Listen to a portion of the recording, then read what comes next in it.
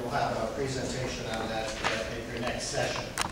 And we always have a saying that it's international baccalaureate. So many times people thought that international means that we're teaching the students the 4 F's, the flags, the famous people, the food, and the festivals. That's not internationalism. That's, it's nice, but it's not really the meat of international education.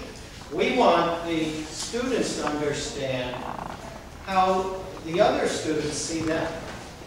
And we've seen this many, many times. We've sent students to many countries. So we had one student go to Germany and live with a German family and stay there for half a year.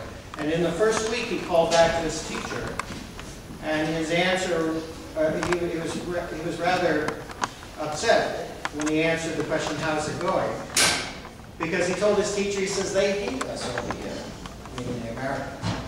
And the German teacher was very clever. She says, oh, really? Okay, now your homework is to go find out why. Don't just sit there and say, well, I feel bad. Now go find out what's their perspective. How do they see you?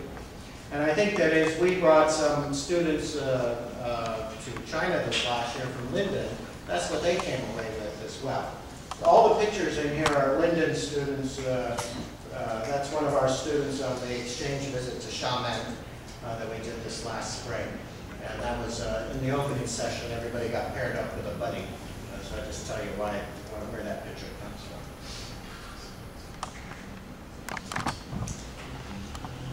So, I wanted to talk about the heritage school. These weekend schools where people who come from China or Taiwan, that they get together and they want to make sure that their kids don't lose something from their past. So they get together and they promote basic understanding of whatever the heritage language school. And it's not just Chinese. The Greeks do it, Polish do it. In Linden, almost a quarter of the student population are from Poland. So they have Polish school. So it's not an unusual thing. But also they want to have some sort of social connection with similar types of people. But it's good for these students who are going to this weekend school also going to the public schools. So some of them may have native speaking ability but can't write. Some of them know a little bit of something. Some people hate the school and they don't ever want to talk about it except the time that they have to go to it. But it is a perspective that sits on this compendium as you as Chinese teachers may have to deal with that. In the K-12, and K-12 means kindergarten to 12, that's how we call it public schools.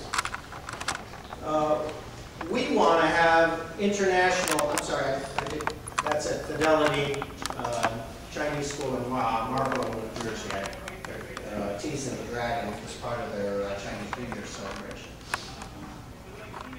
So for the K-12 perspective, we want people to have international understanding.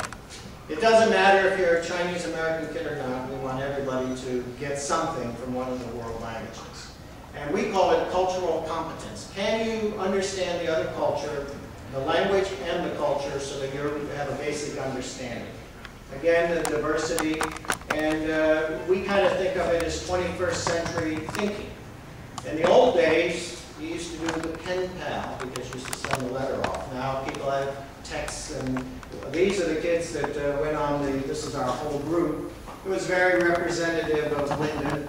We had some black kids, some white kids, some Spanish kids, a Polish boy. And so they all went over, and they're still talking to the Chinese kids that they met over there. So they really kind of ignored the adults, and they went right to make their own connection. So we think that that's good. It doesn't mean that they're all going to be college majors in Chinese, but they have a basic understanding of Chinese. And many times people have asked me as superintendent why we chose to do Chinese in our school district when we don't really have any Chinese in the town. And I kind of stare back at him and think about that question a little bit. You know, should it be that you only are going to teach Chinese if you happen to have Chinese Americans or some Oriental influence? It's really kind of they say there are no stupid questions, but I thought that was a particularly stupid question. So I just want to, before I go off into the inside of the classroom, this cooperation between, potential cooperation between the K-12 and the Heritage is very powerful. So if you're just starting a new program in a K-12 school, you have all these other resources, cultural knowledge, that if you can find some way to put it together, you can start building your program a little bit stronger. So the K-12 schools, definitely we have more people studying Chinese in New York, New Jersey. It really is expanding. But we always have to justify what we're doing. Somebody always looks at the bottom line and they'll say, well, how many teachers do you have? How much do they cost? What are you producing? What's the population? Who's taking the class? Who isn't? How come everybody wants to take Spanish? They don't really want to take Chinese. What's the deal? So we always have to justify things. And the heritage schools actually have a lot of resources that we need if we're trying to get some to tap into culture. So I think close cooperation is really good for all of them. These are my students in Xiamen, their Maobi class. They tried to get me to do that, but the teacher, the Chinese teacher, just shook her head when I tried it. But the kids actually picked it up very nicely. So in the national perspective, here in America, we're looking for people who can make global contacts. We can't have somebody say, in my job, I have to talk to somebody in China and have somebody say, where's that? You know, I don't know anything about China. I don't know anything about India. I don't know anything about any place except the state that I live in. Now, that's not good education. And we think that they should be able to function in more than one language. We feel that very strongly. That's why there's graduation requirements. So you have to have minimal competence in that language. And quite frankly, the amount of diversity that we find in our schools demands that we do that.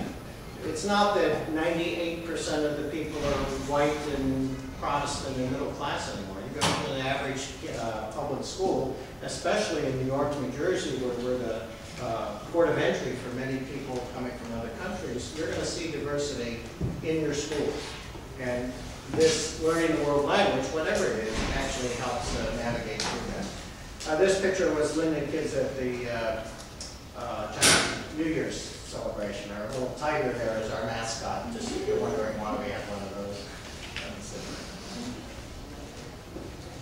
So then lastly, what frustrates this goal? Why can't we get everybody to know these languages? Well, first off, English is a world language, so it's easy to go around the world and use English. I don't have to learn anything. Everybody speaks English. All the pilots speak English. You know, so why everybody else can learn English, why do I have to learn their language? There's almost a little arrogance in that. So that's one thing that gets people to stop. And for teenagers and adults, studying the language is hard.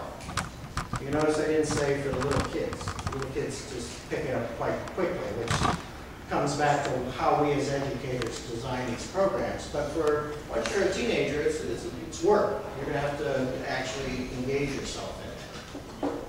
So if you say, well, if it's so hard to do as a teenager, just do it as an elementary kid. But there's competition. Under No Child Left Behind, you're going to get scored in reading, writing, and math. That's the test. And whatever the results of your school are going to be taken and spread on the newspaper. You fail, you pass, the school fail, and of course people lose their jobs, and there's all sorts of pressure.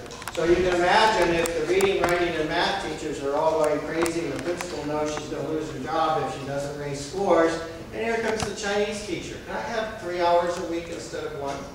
Well, we're not getting graded on Chinese, we're getting graded on reading, writing, and math. So that becomes a problem.